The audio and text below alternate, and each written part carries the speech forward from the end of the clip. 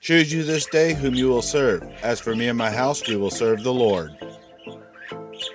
It's Joshua Demers Productions Off-Grid Hybrid RV number 2, episode 4. Front floor framing and sheeting adventure where my new floor and cool temporary roof keeps the heat and rain away, transforming this into a comfortable workshop. Okay, when last we left this project, I had built up this front wall framing on the bottom part and was very unsatisfied with it, and I had a gap in the siding down at the bottom, but it was triangular and kind of worked its way out at the top. And I think what happened was this whole wall shifted that way in the center and caused this, I'm going the right way with it, yeah, caused this thing here to lean this way, which caused that gap to open up down there. So I believe when I get this reframed and get this pushed back that way, this piece of siding will line back up, because I noticed that this piece of siding lined up when I took it off. So I also noticed this looks like it's lower on this side than that side. I had made some of these 1 inch too short, and so I had to remake them. So I'm wondering if maybe that got made too short or something. I just have to remeasure and remake that front piece. But that's not the important thing. Important thing today is the floor. Time to peel it off and put the new one in while we got a break in the rain. Speaking of the rain, good news, it's been pouring, and I mean pouring non-stop all night long, thundering and storming, and the only part that's wet is right there and right in the corner, which could be expected from that gap. This right here, started noticing wet right there, but it's not wet underneath like it was before so much as it's wet on top from that stupid seal on that window. I told you it was a simple leak, but it's actually very difficult to stop. That foil tape, you can see it looks like it just, I don't know, but that's definitely where the water coming through, is from this seal right here. This seal right here. Now, again, I haven't figured out how to fix that proper. I haven't even figured out how to get this window out without breaking it. I'm guessing I probably need to put a solvent in there and use a scraper or something. But then once I get the window out, what do I use to seal that back up with? I haven't found the proper material. Whatever this little black adhesive double-sided pad they use, I haven't found it. It's some kind of industrial strength or something. That's one reason why I try to use this foil tape to get away with it, but apparently that's not working. It's probably actually running down along here, or maybe it, I don't know. I don't care. I'm wasting too much time and talking too much on that. Anyway, let's go ahead and yeah, all this wet can be expected. You know, I've got little holes in here all over the place that's gonna need to get patched up sooner than later. That's soaking wet, but we figured out while I was reviewing the video that it's actually coming from right there. I'm gonna have to just get up on the roof again and just do all the accessories on top. Anyways, let's go ahead and set this up on the tripod. Get a trash can to clean all this stuff up. Peel off the floor. Get the wood from my neighbor and get it on before it rains again. Whew, it's already getting hot in here with all that humidity and the sun coming out. I gotta hurry up, get these pieces cut so I can get the cord run back out here and turn this fan on. So, first thing we're gonna do is, that looks like the first break, which should be about 4 feet. Yep, pretty much right on the money. So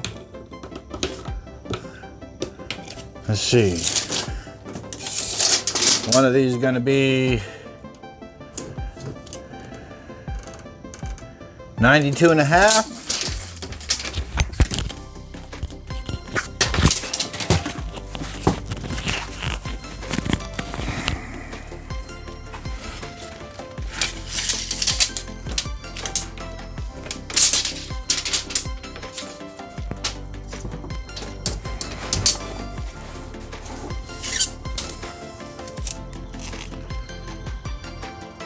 92 and 5/8, so it's pretty square.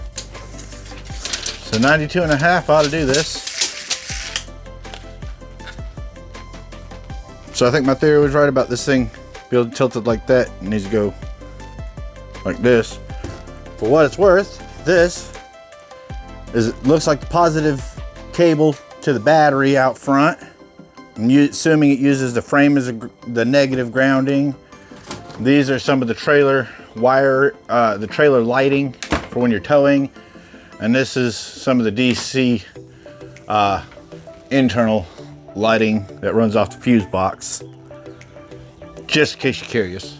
All right. 92 and a half, don't forget. Oh, all that, and I forgot my flat bar.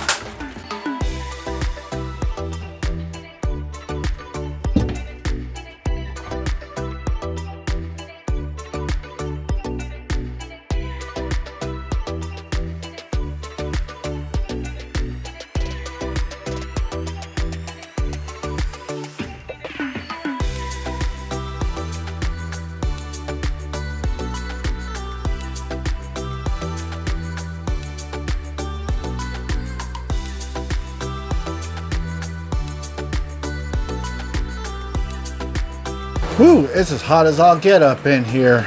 All right, struggling prying on this thing, and I'm gonna take the saw and just cut somewhere over here where I got it rotted, so I can come on in the side and try to work it up a little bit easier. A few things I've decided to do a little different with this project is by original design, the 5/8 plywood, tongue and groove plywood, is supposed to go over two pieces of joist on the outside edge, and then the top plate goes over it. Well, like I said, I'm putting the top plate on a solid floor joist and moving and cutting the wall in and putting it on just one floor joist. I've decided that since I could take a 2x4 and just split it in half, I'm going to take and put it in right here just to give me a nice good solid edge. And I got another one over there that I'm going to tuck up under there before I lay my first piece of plywood. I've also got me a couple of these to set up in here and here, and one more right here to attach that. And then I'll be ready to put my first piece of plywood on.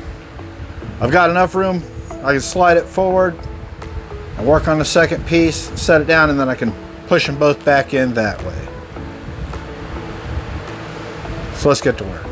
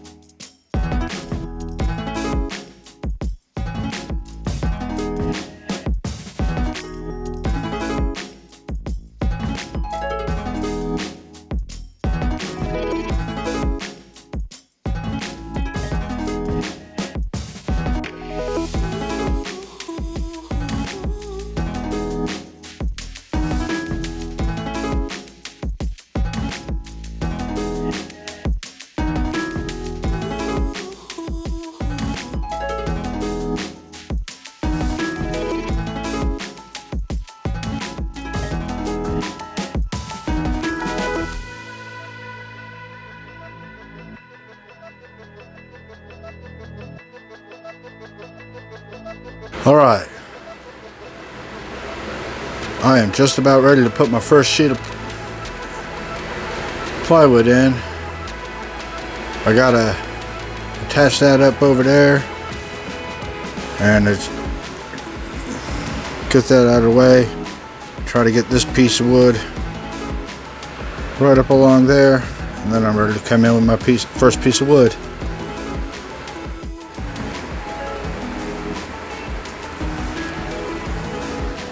Alright, I need to start hurrying up because it's probably going to be raining in about an hour according to the weather.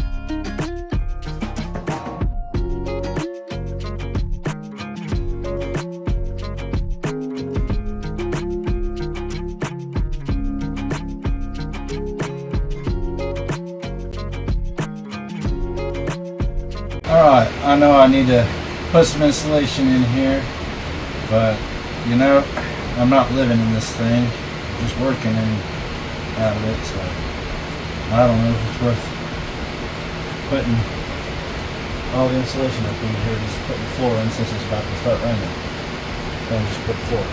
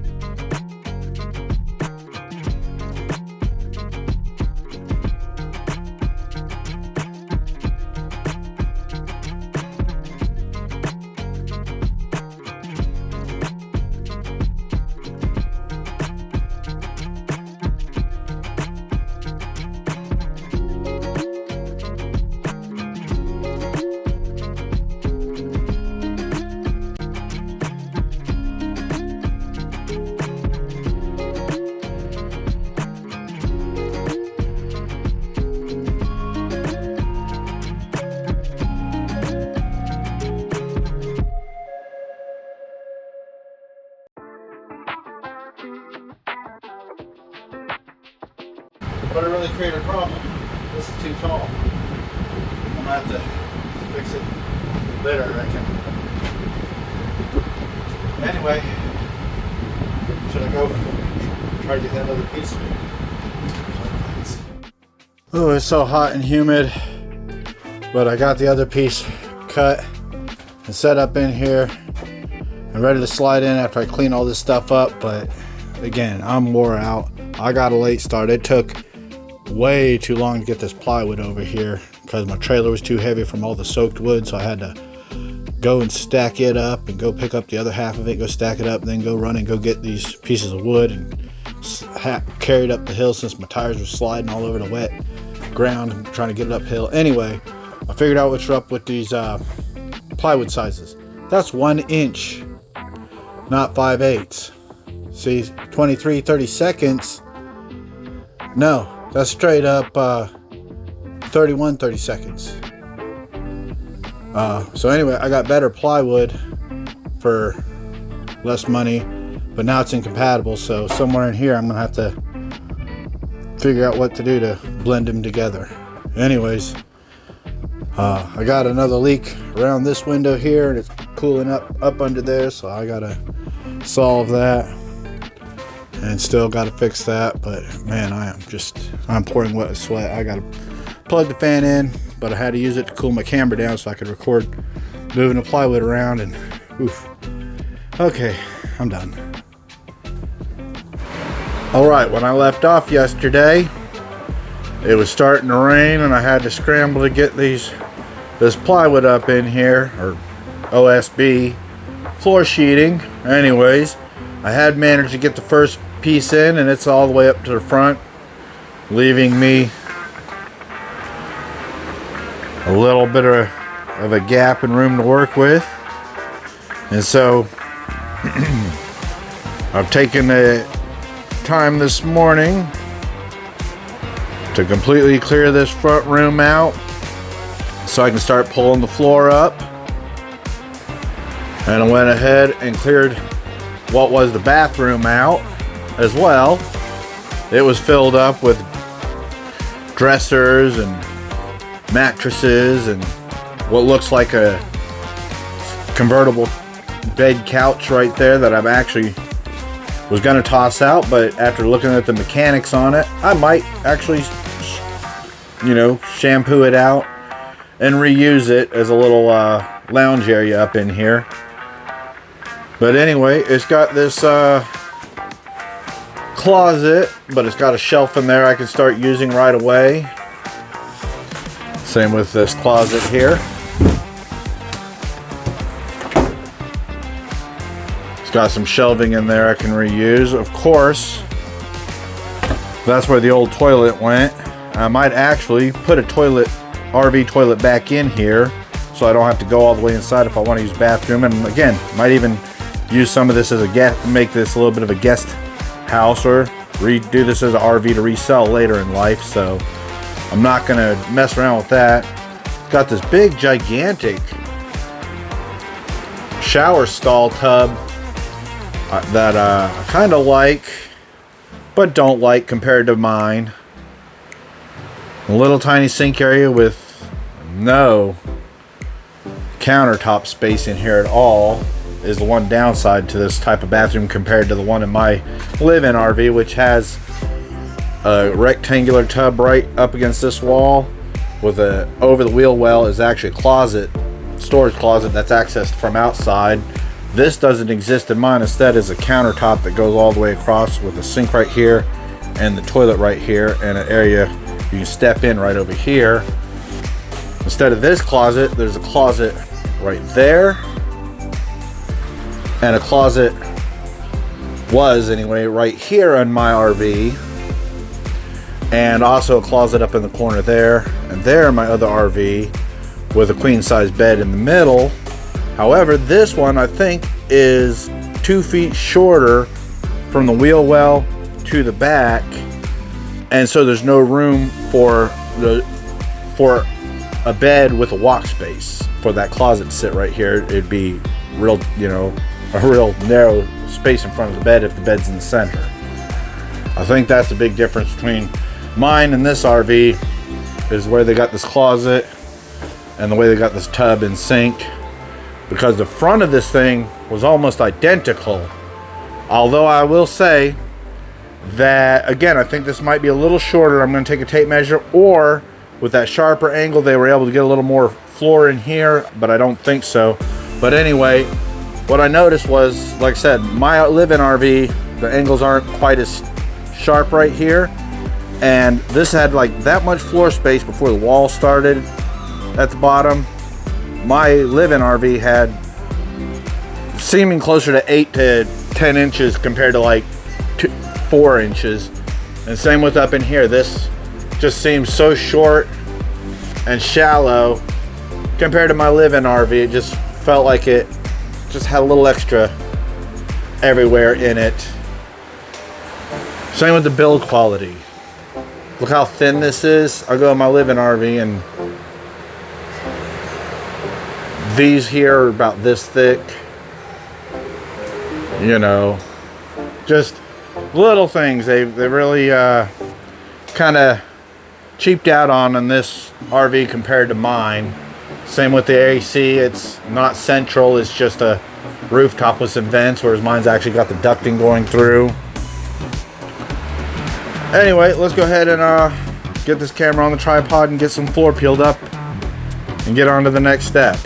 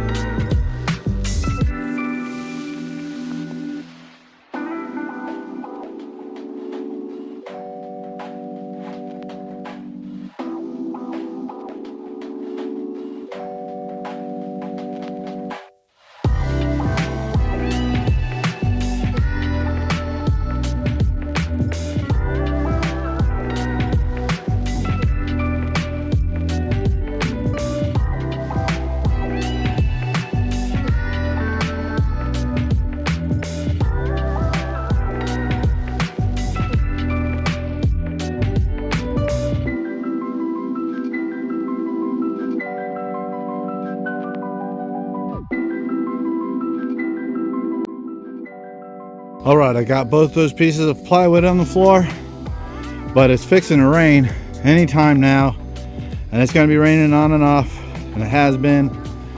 I don't think I'm going to get these walls built up so I can get the windows sealed up and the roof sealed up in enough time to avoid all this rain coming this season.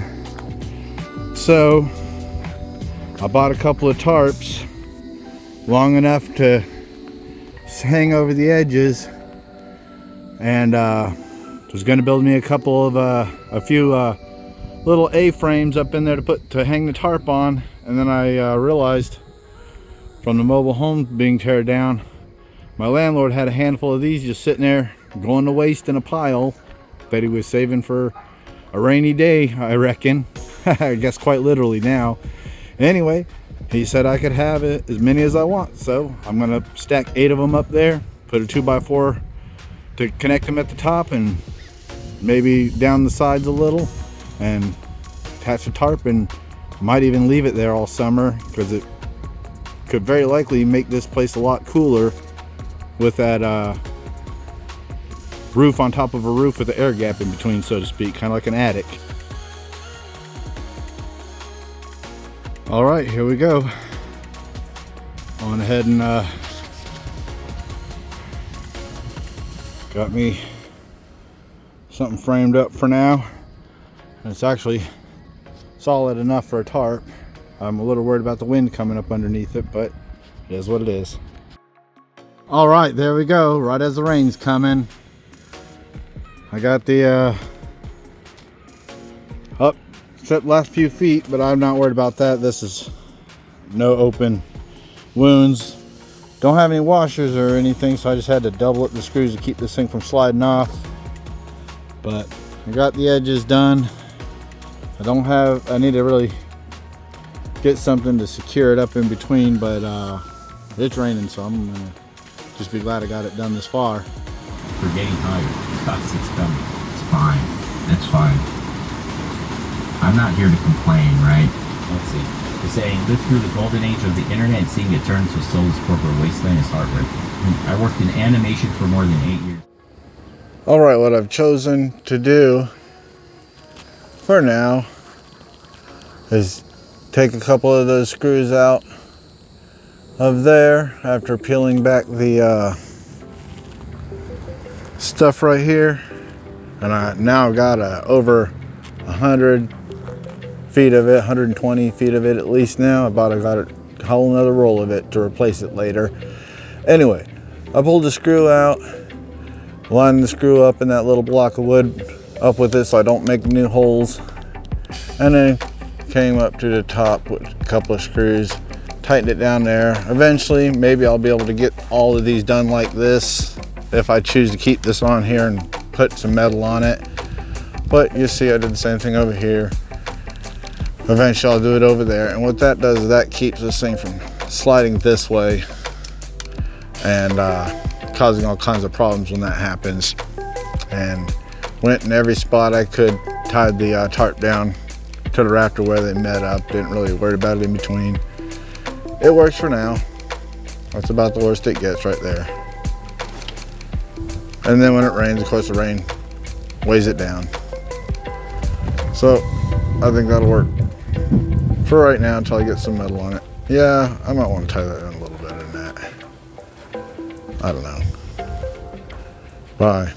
I don't have Photoshop skills. I can't do what my thumbnail editor used to do. He had incredible skills. He could design some cool looking shit, but his job's got taken over. I don't have advanced editing skills. I don't know how to do some of the crazy shit. I've looked at tutorials and saw how people do those kind of advanced editing for crazy high retention. I said, fuck that. It takes too much time just to edit one simple video. And why pay a guy out so much money? People will watch it if it's good. And soon AI models will be good enough to add the kind of, retention effects that you need in these videos. The zoom in, that your face gets big real quick, the like crazy shit, like a meme pops up on the video, all that stuff that takes time to do automatically will be placed in the video. That's just on the content creation side. I told you in the real world, because I don't consider this the real world.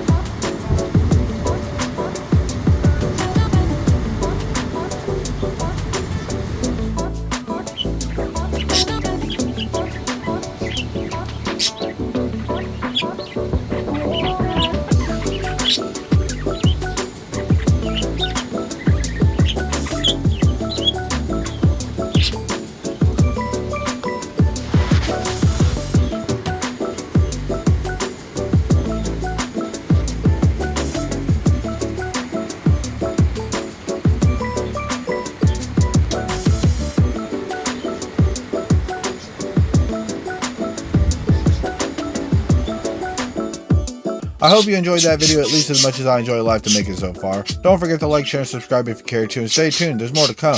I've got an update video I'm about to start recording where I've got a whole new set of speakers, a new washing machine, and a whole lot more. I'll see you next time. Yeah, KK, you got anything else to say today? Jaybird? No? Alright. Well, that's something. Better than nothing.